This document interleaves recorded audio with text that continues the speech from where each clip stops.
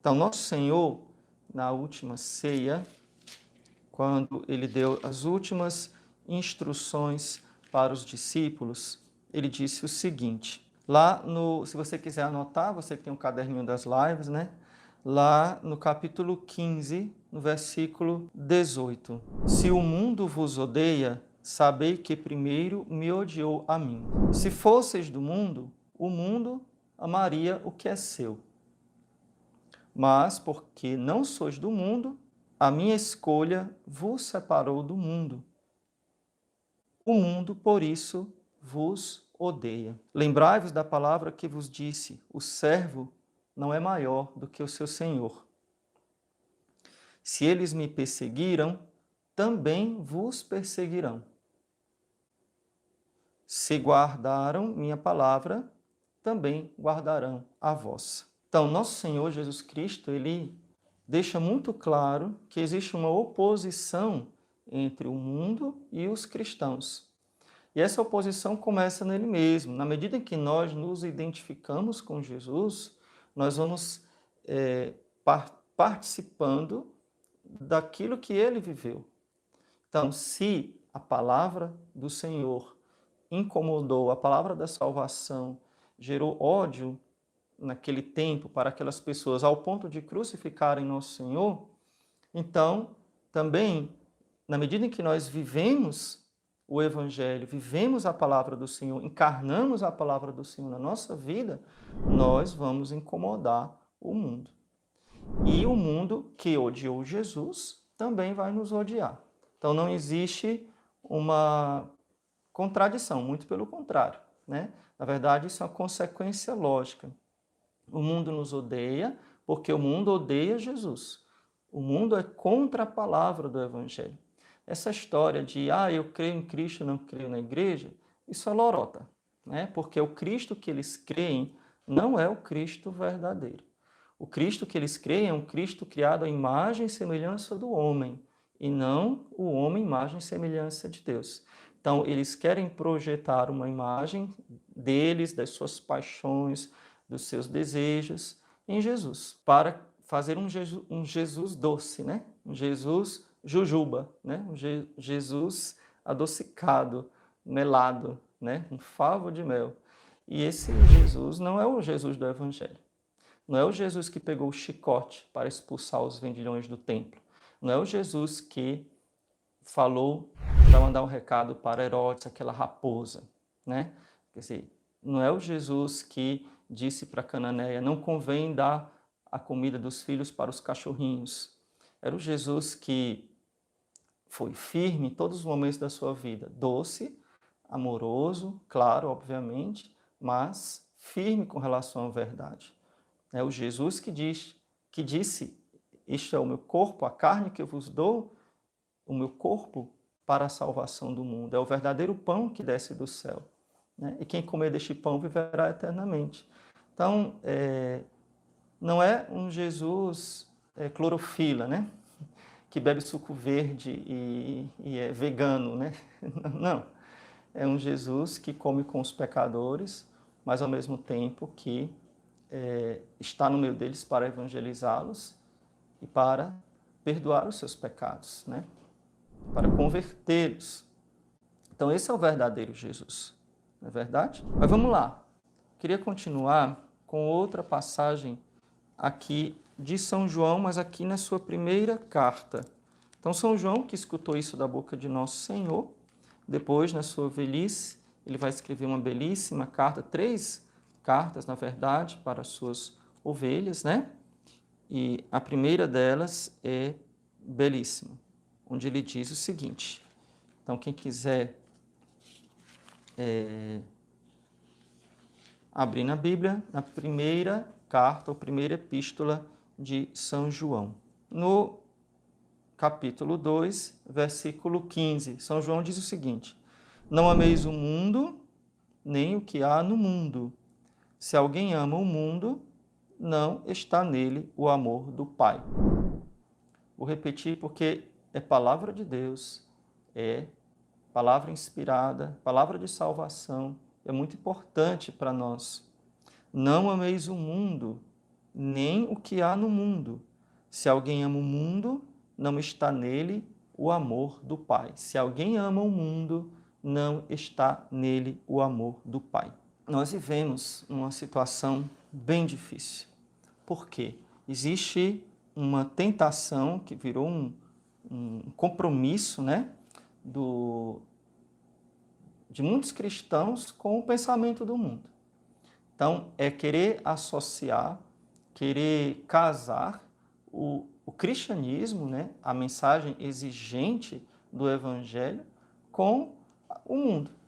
Quando a gente fala o mundo, vocês devem estar entendendo, né, vocês entendem que nós falamos o mundo, distante de Deus, né? O mundo aquela concepção, aquela mentalidade que rejeita Jesus. A mentalidade, as ideologias, as ideias do mundo que não ama nosso Senhor. Então, não é possível casar, unir, harmonizar, digamos assim, o pensamento do mundo com o pensamento de nosso Senhor. O mundo odeia Jesus.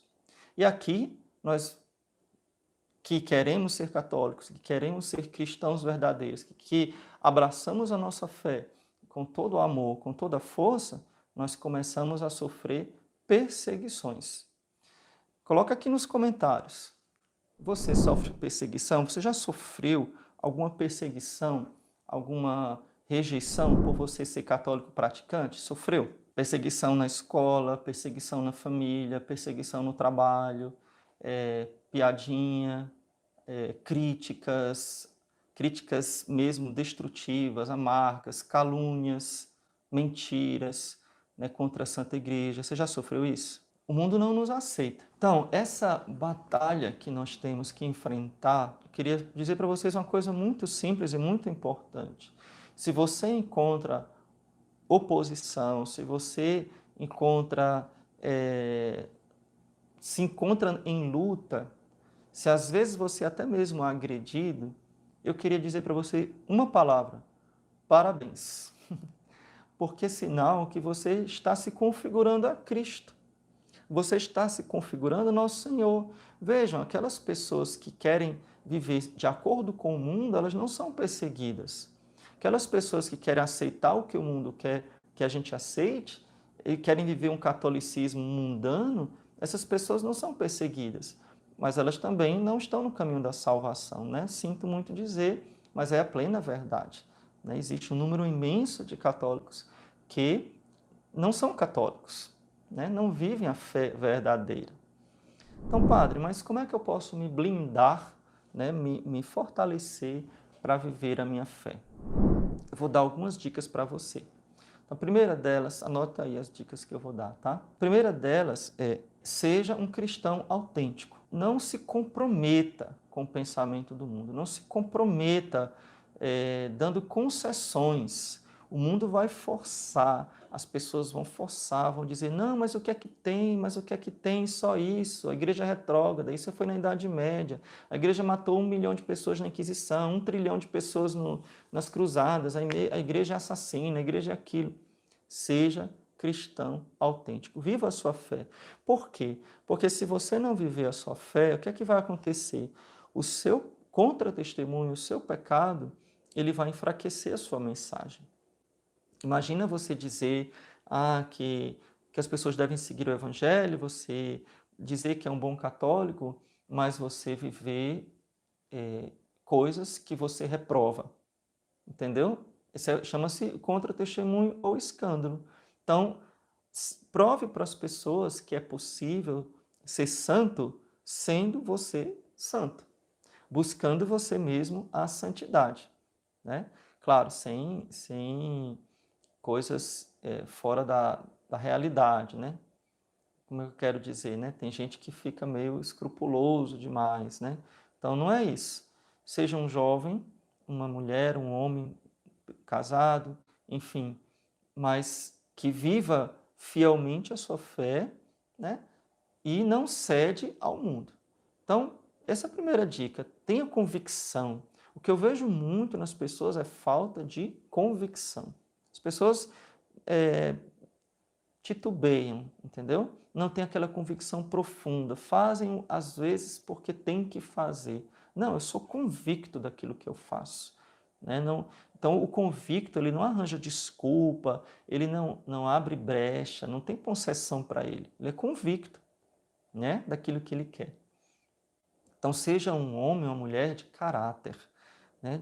O que mais falta para nós, a nossa geração é uma geração sem caráter, é uma geração de caráter fraco. Isso vem de bastante tempo. Tem um livro de um autor, agora esqueci o nome dele, chamado Jovem de Caráter. É de um padre, né, francês, mas já faz 100 anos que ele escreveu esse livro. E você pegar o livro, você vai ver que é exatamente que era o começo daquilo que a gente está vivendo hoje. Se 100 anos atrás já começava uma moleza de caráter, né? Hoje a gente tem homens e mulheres geleias, né? Que não aguentam absolutamente nada, que não sustentam nenhuma decisão, que não tem convicção de nada, né? Infelizmente. Mas a gente vê o outro lado, o lado do mal, o lado que defende o pecado, bastante convicto nas suas loucuras, né? Bastante convicto. É inclusive capaz de brigar e de agredir pelas suas loucuras, né? Infelizmente. Então, primeiro, a minha convicção. Segundo, não é só uma convicção mental, você tem que ter também uma blindagem de espiritualidade. Não se vence o mundo com armas humanas. Repita e anote com letras garrafais aí no seu caderninho de live. Não se vence o mundo com armas humanas. E eu vou provar para você aqui com a palavra de Deus. Uma passagem muito conhecida que você pode abrir também para me acompanhar. A carta de São Paulo aos Efésios, capítulo 6, diz assim: Finalmente, fortalecei-vos no Senhor e na força do seu poder. Revesti-vos da armadura de Deus. Revesti-vos da armadura de Deus, para poderdes resistir às insídias do diabo.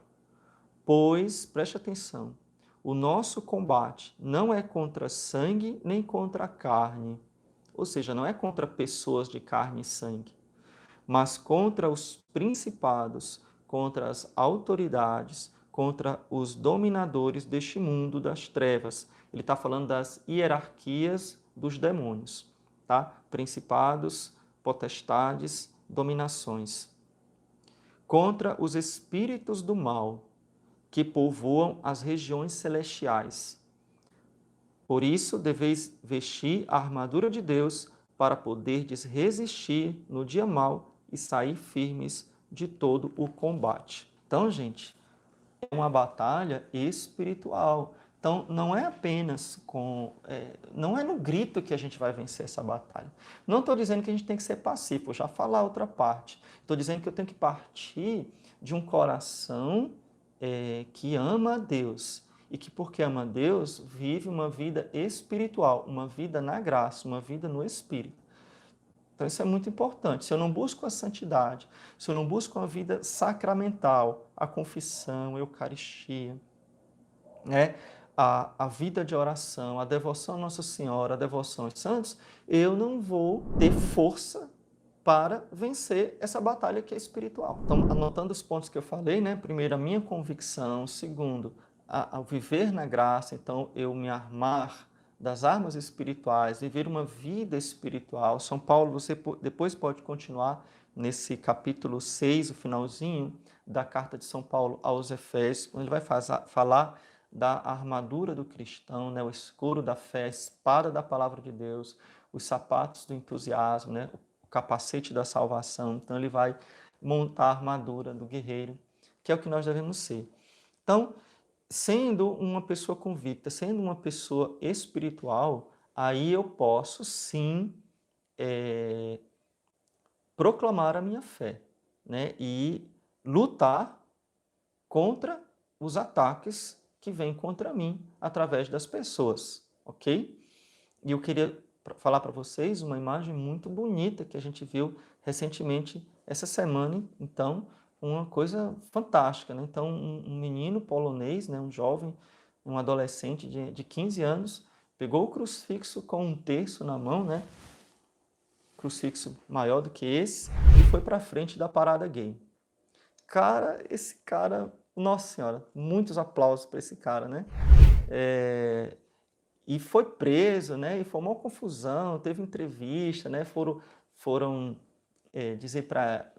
Acusaram de tudo, né? Foram dizer que os pais dele eram retrógrados, eram esses conservadores que ficam colocando minhoca na cabeça dos meninos, né? Aí o menino respondeu, não, os meus pais são esquerdistas, eles nem concordam com o que eu estou fazendo aqui, né? Então achei fantástico, né?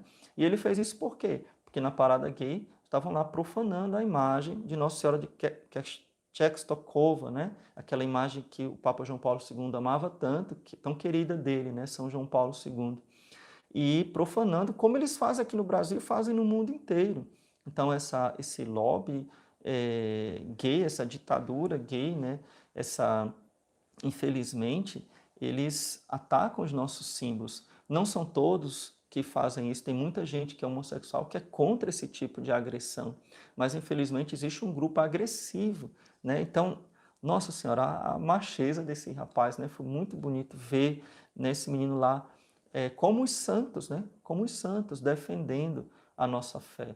Mas veja, para fazer esse tipo de coisa precisa ser inspirado pelo Espírito. E para ser inspirado pelo Espírito, é preciso que eu seja uma pessoa de fé e uma pessoa de oração. Quais são os inimigos? Vamos colocar nome aos nossos inimigos. Primeiro, a gente pode citar vários, né?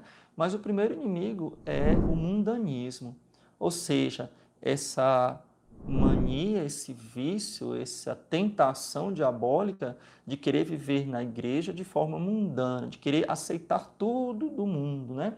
Então, o mundanismo, esse mundanismo, ele se manifesta de diversas formas, tá?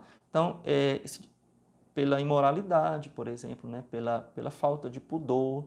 Então, o católico que vai para a missa, comunga, mas não tem pudor nenhum, não vive a castidade, não se veste com modéstia, não liga para a pureza, para a castidade, para a virgindade, vive em festas, em bailes, no mundo, fazendo todo tipo de perversão sexual, né, de imoralidade. Então, e acha que é normal, né? Acha que isso todo mundo faz, né? Então, é o mundanismo. O mundanismo, por exemplo, se manifesta na aceitação desses conceitos absurdos contra a vida, como, por exemplo, o aborto. O católico ou que quer aceitar o aborto em algumas condições, isso é o fim da picada. Então, as coisas que nós temos que lutar é contra a imodéstia deste mundo, a imoralidade deste mundo, a perversão sexual deste mundo, né, o que nós chamamos de hedonismo, que é o endeusamento do prazer, né, vem essa palavra hedon, significa prazer, é o deus do prazer, né? Então, o hedonismo, o endeusamento do prazer a todo custo. Então, esses são os nossos inimigos. O demônio se utiliza dessas coisas, né? Do hedonismo, né? A luta contra a vida, o ataque. O demônio ataca tudo que leva a Deus, aquelas coisas mais sagradas. Então, o demônio ataca a liturgia. Ele quer atacar a Eucaristia, né? O demônio ataca a mulher. Então, o movimento feminista, né, sob a desculpa de buscar direitos da mulher, na verdade, é querer tirar a mulher de dentro do lar para fazê-la empregada de patrões, né? Tirar da mulher o dom da maternidade, o dom de ser esposa, para fazê-la apenas conquistar o mundo. Conquista o mundo, conquista muitas coisas, mas não tem a coisa mais preciosa que é um filho, por exemplo, né? Renuncia à maternidade, renuncia a estar perto do seu filho, né? Renuncia a criar e educar os grandes homens e mulheres da sociedade, né? Olha, por trás de um papa, de um imperador, de um rei, tem uma mulher, uma mãe que educou ele, né? Eu fico pensando, e o que será, onde estarão os grandes homens do futuro, já que não tem mais mães nem para gerá-los? Então, o ataque de Satanás à mulher, que é o feminismo, o ataque de Satanás ao ventre, ao fruto, né, do ventre da mulher, que é a criança, então é o aborto. Se a criança sobrevive ao aborto, ela vai ter que lutar contra a ideologia de gênero, né? Então, A ideologia de gênero é um massacre à criança, né? Então, a criança tem sido massacrada psicologicamente na sua alma, né? Crianças que estão em depressão, crianças que estão chegando à esquizofrenia, à loucura, né? Por causa da ideologia de gênero, que tem entrado de modo impositivo e às vezes de modo sutil. Vocês já prestaram atenção? Vocês gostam de filme? Vocês gostam de filme? Gostam de assistir filme? Não existe um programa, nenhum programa, seriado, esses seriados que tem por aí, né, esses filmes, não é que eu vejo muito, né, mas o pouco que eu sei, não existe nenhum que não favoreça a ideologia de gênero. O que eles chamam de acolhimento da diversidade. Até os super-heróis estão bichando o negócio, né, no sentido estragando, né. Por exemplo, eu soube um dia desse que iam fazer um remake do James Bond, e o James Bond agora é mulher, mas não tem cabimento, né? Que nem fizeram, por exemplo, dos Caça-Fantasma, né? Fizeram um remake e colocaram mulheres, né? Quer dizer, por quê? Porque tem que ter mulher. Então, em todos esses programas, tem que ter lésbica, tem que ter homossexual, aí tem que ser, como é que se diz? Colocar uma pessoa negra, né? Às vezes nem combina com o papel, mas você vê que é proposital, entende? Não estou falando que a gente tem que ter preconceito, não, pelo amor de Deus, né, gente? Sou católico, nada disso, né? Estou dizendo que existe uma imposição ideológica sendo passada nessas coisas, né? Infelizmente. Então, tanto TV aberta quanto TV paga é a mesma coisa, né? Ouvi dizer, por exemplo, que naquele seriado que bombou por aí, que a gente nem deve, essa história de Netflix, né, que apoia o aborto, etc. Mas só para citar, porque eu soube, né? Eu até estava brincando, em vez de você maratonar o Strangers, agora não sei pronunciar o negócio, né? O Stranger Things, você maratone o Holy Things, que é o canal do Padre Leonardo, né?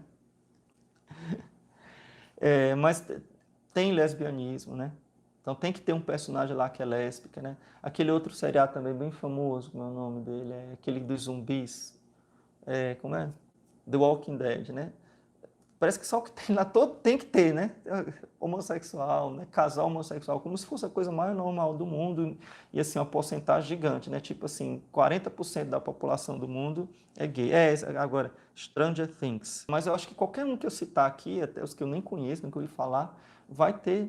E principalmente agora, né, que a Disney abraçou essa história da diversidade, né, e tudo.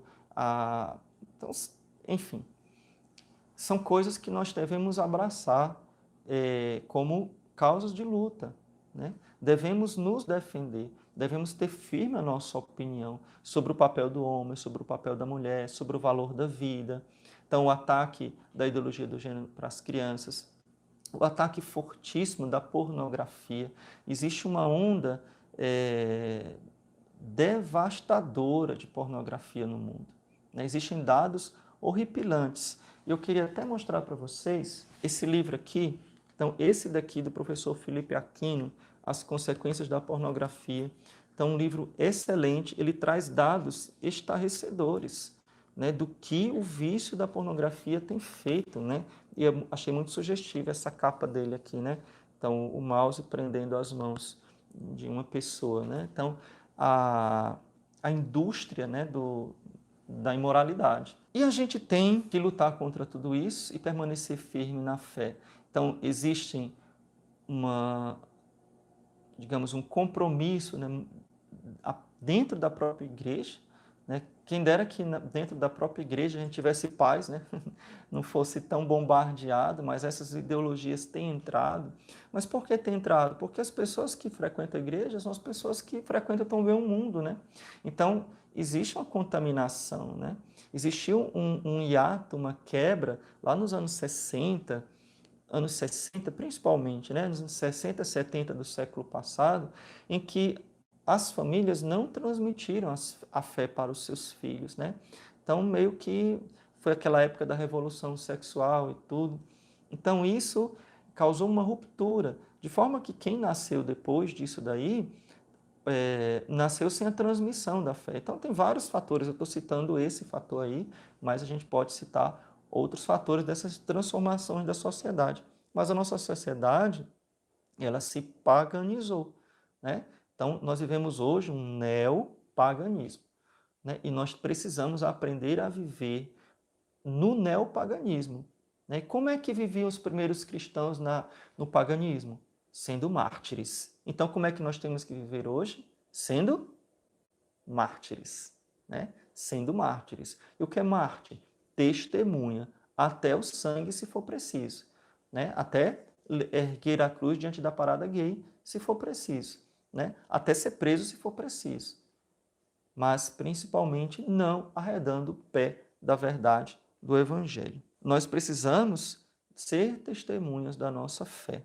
Uma outra dica que eu dou para você é você se informar bem, gente. Gente, é impressionante, nós somos muito atacados nas faculdades, nas escolas, né? A gente sabe que o MEC, ele foi totalmente aparelhado pela ideologia comunista nos anos, né, de PSDB, PT, então já fazem mais de 20 anos, né? A culpa não é só do PT, do PSDB também. Então esses partidos que têm ideologia socialista, eles foram catequizando as crianças, né, os jovens, para ter a mentalidade que tem hoje. Então, quando a gente vê nessas faculdades, os professores, eles foram contaminados pela essa ideologia já nos anos 70, viu? Não pense que isso aqui foi depois, né, das eleições diretas.